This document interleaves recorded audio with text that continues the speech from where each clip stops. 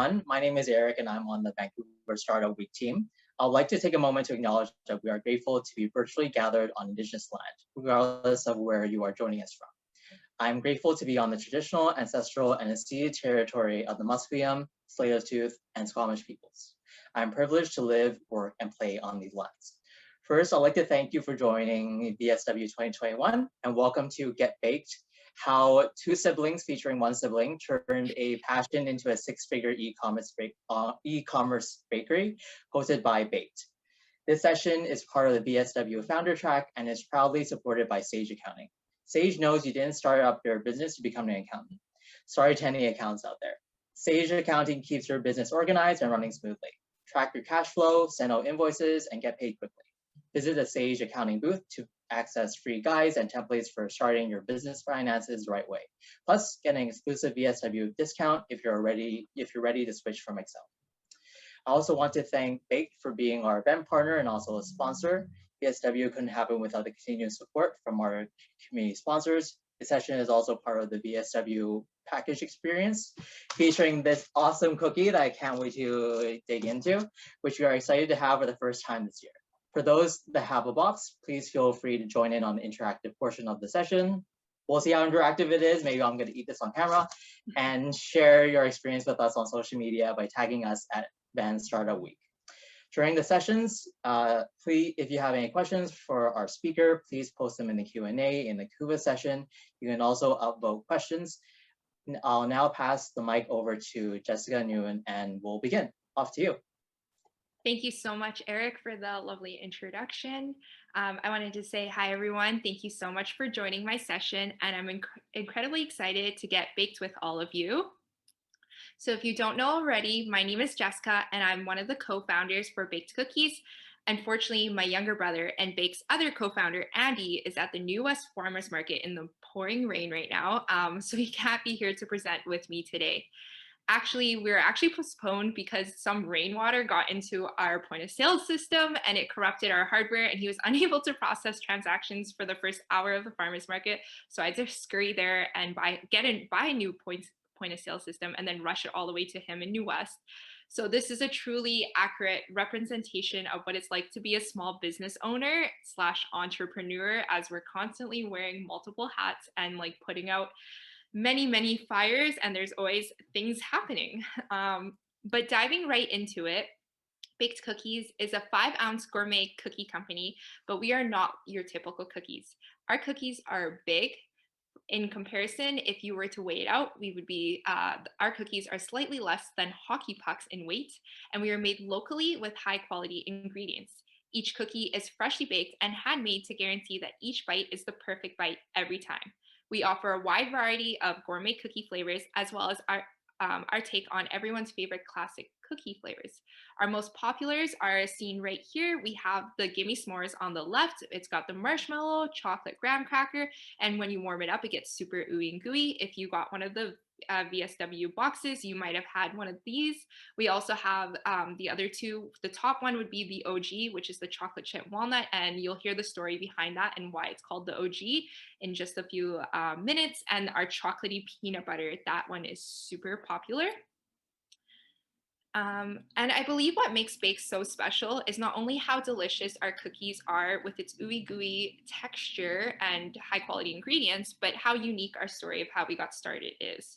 So that story actually starts in just last year in April 2020, and this is the peak of the pandemic's most unknown. So if you cannot remember what was happening on at this time, it's when businesses were really navigating unprecedented waters, and everything, including schools, were shutting down and moving to like from home experience, including many workplaces.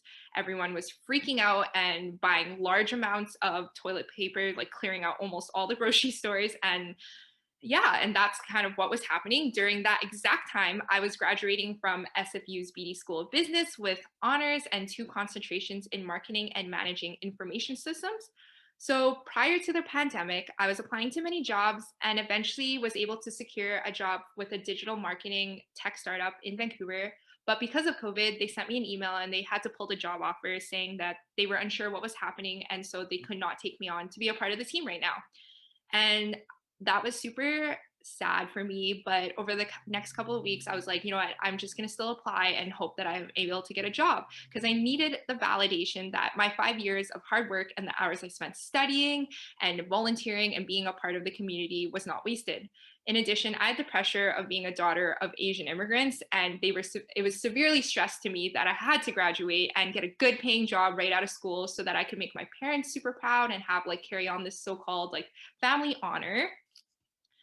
And unfortunately, I was facing one of the worst job markets, as many companies were on a hiring freeze or letting go of their employees at that time. So after not hearing back from over hundreds of applications I sent in, or receiving the generic like "thank you so much for applying, unfortunately blah blah blah blah blah," I became very desperate to get a job. I started applying to anything, and including Panago's Pizza, to make pizza. And that was one of the 3 jobs I actually heard back from and got, during this whole like 6 months period. So obviously during this like April, May kind of time, I was incredibly heartbroken, frustrated, stressed, and I felt all those like negative emotions. I spent a lot of time feeling down and of course crying.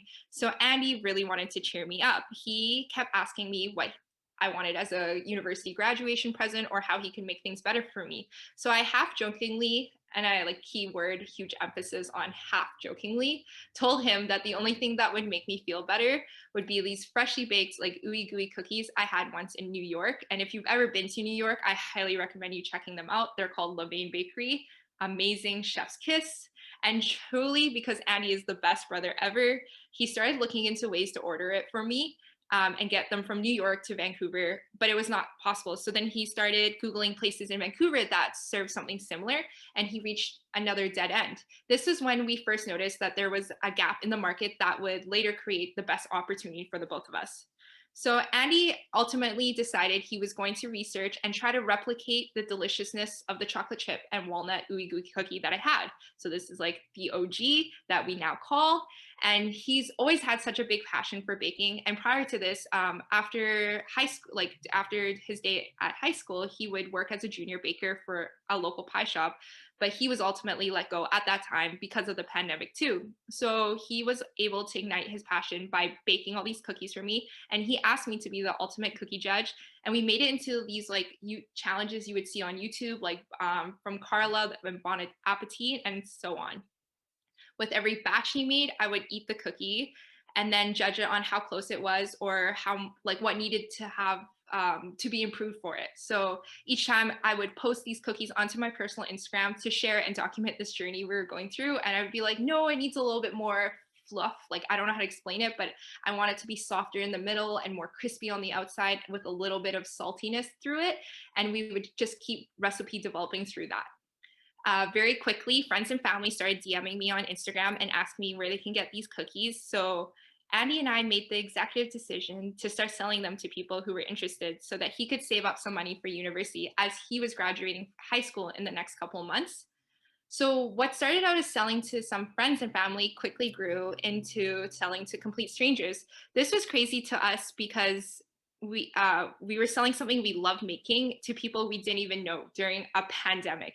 And all these cookies were being made at that time in our little townhouse oven, where we could only bake 12 at a time, in Port Moody. And this is kind of when my boyfriend noticed that we were getting a lot of traction, and he was saying like, this is a great opportunity for you, Jess. Like, he was like, you can utilize your skills and showcase all the business things, theories that you've learned in school, and create like a brand and make your own website and do some local marketing. And that way, when companies are hiring again, you can be like, look at this. This is a little portfolio of everything I've done during the pandemic. And it would make me stand out against other candidates a little bit. And as this was supposed to be a passion project, I wanted very little money going into the business. I didn't want to make a huge investment. I had no idea what was happening that time. It was kind of like a bake sale almost. And so I have no graphic design skills. I didn't want to pay for someone to make me a logo. I didn't want to like download Adobe Illustration and Photoshop and all that and learn those. So I was able to use Canva. And if you don't know Canva, it's probably your best friend if you have no skills and you're like me. And that's how we created our little logo, as you saw on our first slide. And we created our website through Squarespace. We've now moved from Squarespace to Shopify, but at that time, Squarespace was the cheapest and best option for us. We also never spent any money in 2020 for marketing on Baked. And that's a crazy stat to me. And when you see all our other stats compared to that. And so everything was done organically through using social media's algorithms in our favor. And I was actually really inspired by the founder of Bumble and how she was able to market Bumble itself using those kind of strategies. So we never thought that something we created to make me feel better would be so deeply loved by over 6,000 people in the Lower Mainland and to have it turn into a six-figure e-commerce bakery. So jumping forward to today, oh, here's some pictures about how some influencers have posted about our cookies. But yeah, jumping forward today with a few simple clicks, you can schedule a delivery of freshly baked cookies right to your doorstep. And during a pandemic where you can't really see loved ones or other people, these make the perfect gifts to send to them, or if you're like me, to myself. And you can also get baked cookies at various pickup spots in the Lower Mainland, including Coquitlam Center Mall, Container Brewing, and local farmers markets. So truly what started as two siblings baking up a storm during a pandemic in a little townhouse oven has now expanded, and we've now moved into a commissary commercial kitchen so that we are able to produce the cookies to meet the demand that we're currently receiving. And we have a much bigger bake team. We actually hired additional employees to help with production, deliveries, digital marketing, and to really match the growth and scaling we're currently facing. Some truly notable moments that we've accomplished this year includes having over 6,500 customers get baked with us, and then over $125,000 in sale and 27,000 cookies made.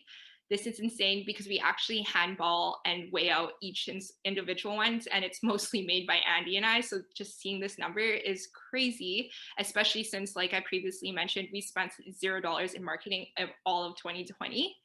Other things that we would we have achieved and I'm super proud of is that we have Jagmeet Singh try our cookies, and he actually sent me a personal DM saying he loved the chocolate peanut butter. And not only that, but we've just been supported so well by customers and other people who've just left us wonderful Google reviews or shared it with their friends and family. We were also very fortunate that we won first place for SFU's Venture Comp in the local impact category, which is crazy. And we also recently were announced as a finalist for Made in Vancouver. And this is insane, just absolutely insane to me. We also have had our cookies picked up by a lot of news and magazines and food bloggers, including like CBC News doing a three-piece media on us, and they actually pushed it nationwide, which was insane. And we've also had Mijun Pack. I'm gonna try to play this audio to see if this would work, but give me a second.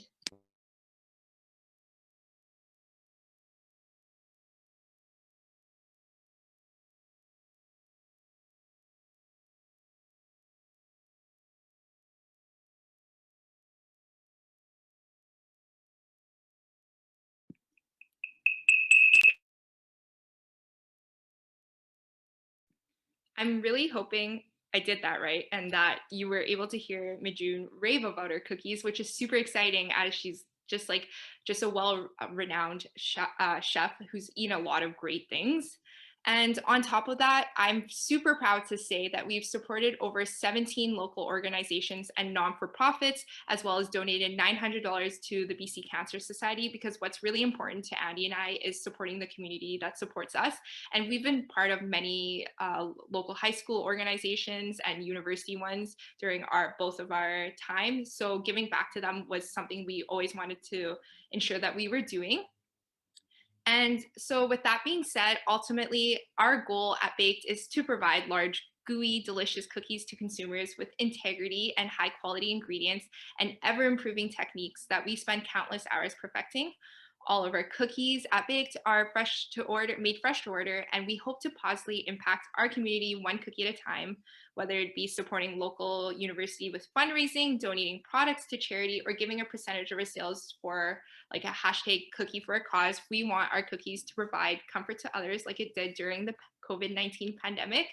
And Our goal in the next couple of years is to ultimately open our own production facility and have our very own storefront in there. And so that we are able to, really grow our business and make a mark into Vancouver. And I think that would be both of our dreams and just super cool to do. And just being here speaking today and being a part of Vancouver Startup Week was an amazing opportunity. I really want to thank the team for inviting us and having us here because both of us have listened to so many talks and we've always wanted to be entrepreneurs. And I never thought, like, upon graduation, this is where I would be. I really thought I would just do a 9 to 5 corporate job and that would be my life and just climb the corporate ladder. And to be where I am today is absolutely insane. And the only thing I could say is that, like, you just have to find something you truly believe in and you're passionate for. And as cheesy as it sounds, like, just go with it because it's not like there will never be a time where everything goes smoothly and everything is perfect. And this is so cliche to say, but you just need to start and then go from there and then adapt as you go. Like, today just did not go as well as we planned, but we made it to Vancouver Startup Week and I got here and I am able to do my session. So yeah, that's really my entire presentation I have for Vancouver Startup Week. And thank you so much for listening. If there's anything, any questions, please feel free to send it to me. But yeah, Eric. Okay, great. Yeah, here I am. Cookie's still here, despite a lot of people telling me to eat it now. Okay, great. So before we start the Q&A, I just wanted to ask if it's okay we share this recording on our YouTube later on. Yeah, of course. Perfect, awesome. So our first question and most upvoted question is, when is a matcha latte flavor coming back?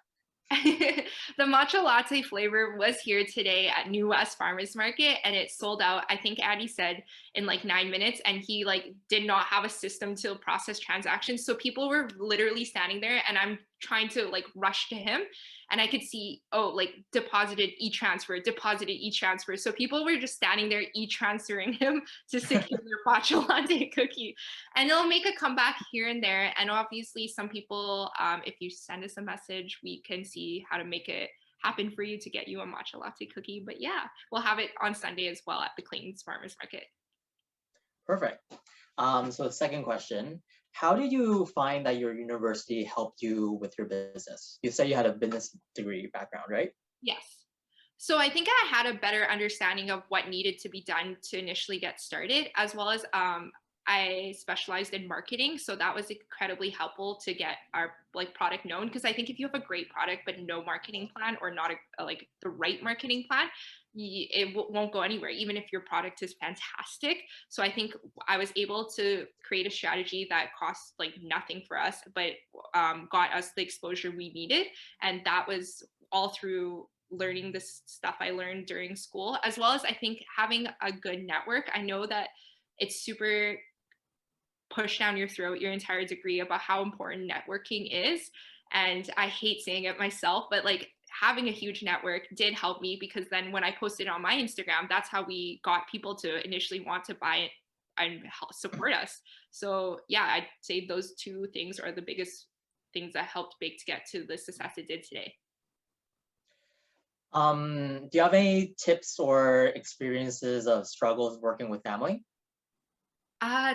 I think one thing that is a struggle is that during the pandemic, you can't really see other people. And I already live with my brother, and then I work with my brother, and I just see my brother all the time. And I'm really lucky because he's super cool headed, and for an 18-year-old, like he is a dream. But obviously, if you're just contained in 800 square foot apartment all the time and do everything together, there's bound to be hiccups. We found ways to figure out how to communicate properly, as well as most of our arguments and disagreements are usually on the flavors that we want to present. So we found a way to do it that it's most fair is like through our monthly flavor polls, and Andy will always pitch a flavor. I'll pitch what I think is better, and then I'll win most of the time because I'm usually right. But yeah, that's how we are able to hash most of it out. I think I'm very, very, very fortunate in having just such a cool brother that just gets along with me very well. So we barely ever have hiccups though. So I can't help too much in that sense, but yeah. Awesome. What's your process of like discovering new flavors to try? Is this something that you've had before or something you try to do themes? I think for discovering flavors, what we do is we try to match it to themes that are happening, but some months there aren't anything, but we try to fall with the seasons. Obviously, in the summer, you want more like fruity, more light flavors. And then in the winter, we try to pitch, or in the fall, I guess, we try to pitch things like, the pumpkin spice, the like trick or treat, like Halloween themed. And we try to follow with that. But also, we have some random months that don't have any particular like holiday or themes going on, and we kind of just see what we really wanted to eat in cookie form and eat several times because we have to recipe develop and taste for quality assurance purposes. That's kind of like the process behind that. Okay, awesome. um, Another question about flavors would be, have you had a chance to test a gluten-free cookie? So we have, and I think what's really tricky with anything that's like vegan or gluten free is that it's really hard to find the texture that we think our cookies have that make it so special. So whenever we do it, it always turns out like not to the level that we would be proud of being like, yes, this is a baked cookie. So we're constantly trying to recipe develop, but I haven't found the right mixtures of flours that add like that, like crisp outside, but like the inner softness, ooey gooiness. So if anyone has any recommendations on things I could substitute or different flours I can try, feel free to send us an email, Instagram DM. I'd love to hear it. Awesome. So if you get $1 every time someone tells you to say gooey, how much money would you have by now? Oh, probably a gazillion dollars. I say about like a million. I always lose my voice after the farmer's market. Like I don't talk the whole day and I talk a lot. So to say how much I talk at the farmer's market and be like, yes, these are ooey gooey cookies, I'd be a gazillionaire, probably more than Jeff Bezos. Nice. Um, Now that you're a six-figure company, what are some of your growth plans? You said that you want to eventually start your own shop. Do you have other plans as well? Yeah, so we're in the process of creating a cookie dough line, and it's going to be called Unbaked, and it's going to be edible cookie dough. It's not going to be our dough that you can take home and bake because our baking process is very unique and difficult, and we don't want people to be like baking and then be like, oh, this isn't that great. So it's an edible cookie dough line called Unbaked, and it's going to be more inclusive, I want to say, with gluten-free options because that's easier as it doesn't have to go through the baking process and the sciences behind that, and also vegan options in there. Cool, cool, cool. Are there any particular like struggles that you had? And how do you overcome them because the pandemic was kind of, it helped start your business, but it's also a very interesting dynamic to be into. And as BC is already having a restart plan to reopen, then what do you see are some like opportunities for you in the future? I think for opportunities for us in the future that are like cheesy but endless. One thing that we really want to target is events and catering.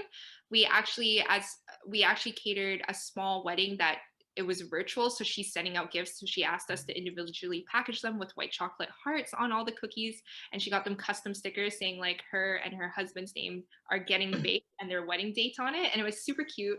But that's the kind of industry we'd love to be more a part of, and we aren't right now, obviously, because they aren't happening or they're happening virtually. But I hope that when things are back to normal and people are having celebrations, parties, events, and all that, that they Baked could be a catered company there.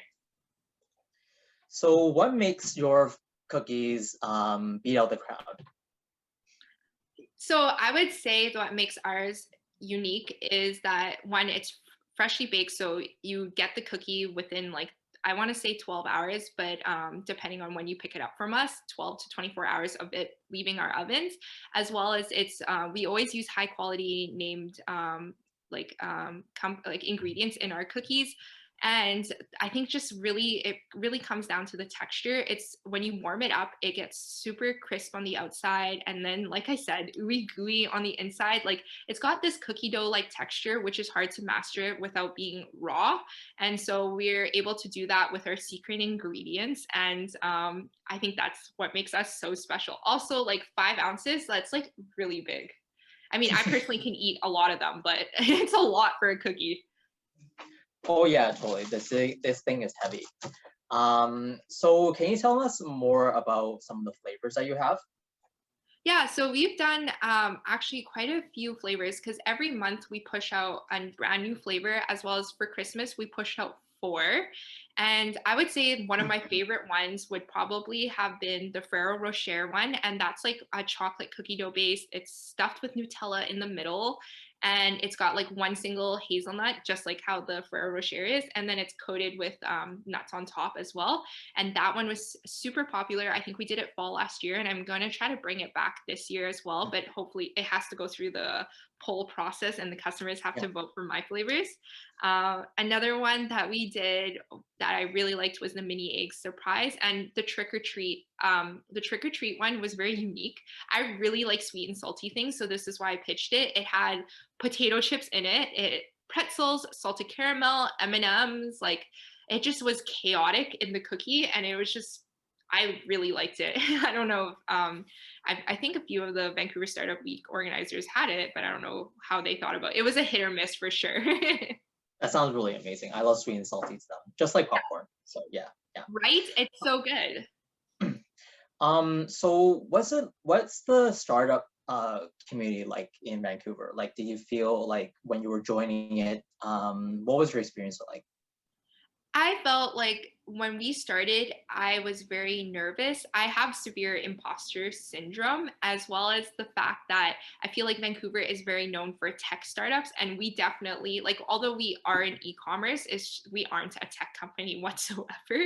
And so it was like a very weird space for us where I didn't feel like I was actually like a startup. And we were just kind of like, our own thing, just trying to sell cookies on the side. And now being a part of it, it's a really great community. There's so many people that you can learn off of and collaboratively grow together, and there's just so many opportunities. Like, I didn't realize how big and well connected everyone is, but now being a part of it, it's just amazing. 10 out of 10. What are some of your tips for someone who is starting out just like you? If they're starting out a food business, it's really important to understand all the licensings and regulations that you have to fall under. I find that a lot of people start up and they don't know that, and it could get them into a lot of trouble later, or someone gets super sick and they're not insured, and they could ultimately really just find themselves in a bad place. It is very confusing to get started, but once you get the ball rolling with your insurances, making sure you have your food safe certificate, Fraser Health approval, or Vancouver Coastal Health approval, all of that in order, that's like the first key initial step that you need to have. And also testing out your product and ensuring that there's the right product market fit. There needs to be a gap, and it can't be so oversaturated, which I am finding a lot of newer companies are like struggling with. But yeah. Do you have any like favorite memories of like starting your company? I can't say it's a favorite memory, but it's definitely one I look back and I just laugh so hard at, is that when we first started, like I said, we were making cookies out of our townhouse, and it could only bake 12 cookies at a time. And we would do 100 cookies per day, and that was like insane to us. We would wake up at 6 a.m., start baking it. We would finish at 12. I would run to Suderbrook, which is like about like a 3-minute walk from my house, but when I'm carrying a lot of cookies, it takes a lot of time. Stand in the corner of a street with a box of cookies and have random strangers completely come pick up from me, and then Andy would continue baking at home because he had so many more to finish. And I would run home and we would start deliveries together all the way to 8 o'clock at night. And then we would eat dinner and then prep for the next day and then repeat for Saturday. 6 a.m. wake up, 7 a.m. get started and do that. Like, we were working like so many hours, and for some reason we thought it was perfectly fine. We're like, yeah, this is like normal. If I did that now, I would be broken in many pieces and crying. I So think like for many people, like the energy level at the beginning of the pandemic is very different than the rest, because I was baking a lot in like May and June, but I yeah. haven't touched cookie sheet in like a long time. Right, you're just like so okay with, like, you're like, oh, this like recipe will take me like 5 hours to make. Oh, that's perfect, I have all the time in the world. But now I'm like, oh, like if it's not like right then and there, I'm like, I can't do it. Like, So yeah, like now we like it's another thing is like I remember being like, oh, like when I realized this could be something, I was like, oh, how many cookies do I need to make like a livable wage in Vancouver?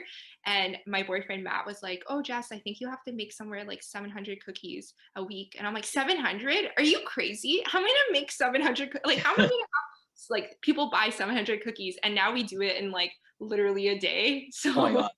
yeah, it's crazy how like we've grown and how I'm always surrounded by cookies.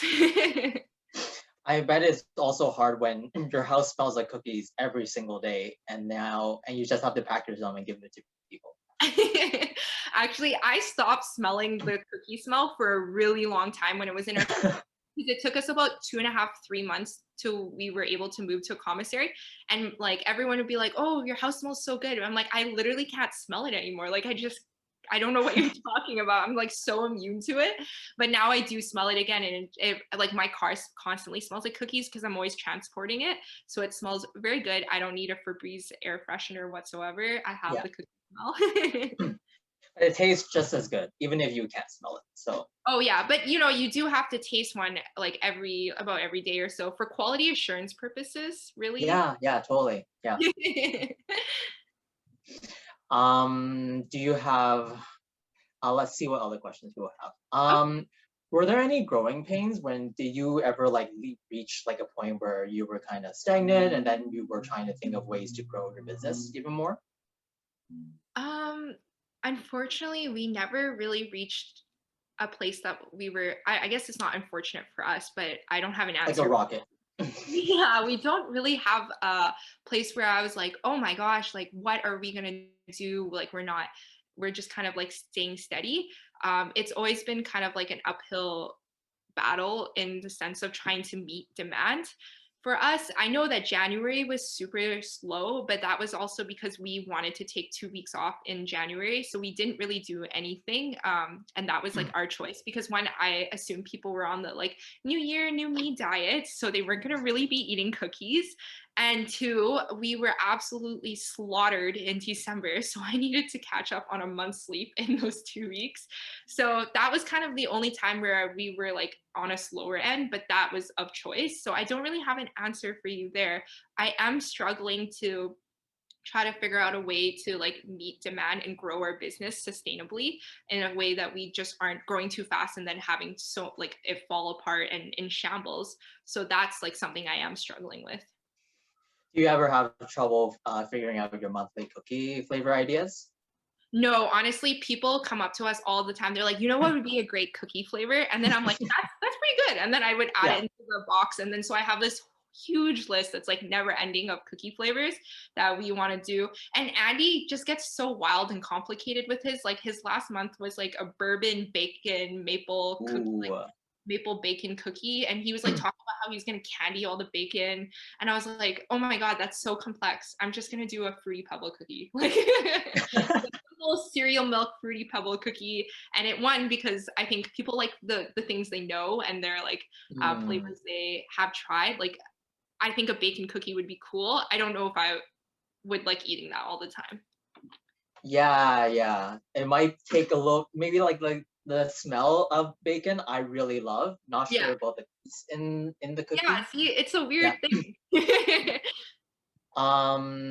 Who's a better baker? Oh, 100% Obviously. Andy. 100.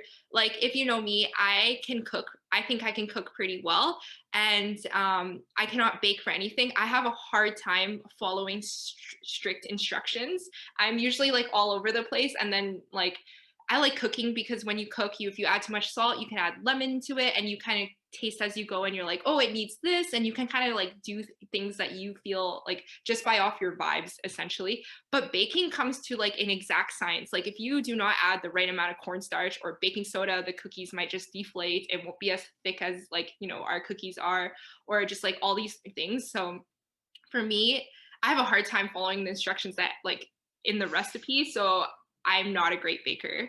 And I always get so stressed because like you never know what the product will look like. It might look totally fine as a cookie dough ball. We put into the oven, it comes out like deflated like a puddle. And I'm like, what happened? Like, and you'll never know. You'll never know what exactly went wrong. So it's too stressful. So leave the baking, more of the baking to him. Yeah, so he does everything inside the kitchen, like out of our commissary kitchen, why we are prep, and I do all like the business, the marketing, the community outreach, the partner relations, like all of that. So we're gonna play to each other's strengths and then Yes. go from. Yeah. Mhm. Is your brother still going to go to university?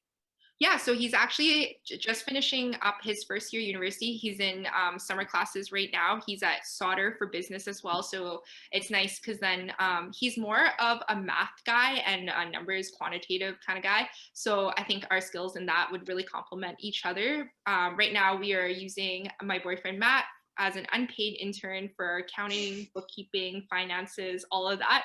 And I'm sure he would love to pass it on to Andy once Andy is ready to like take on all those responsibilities.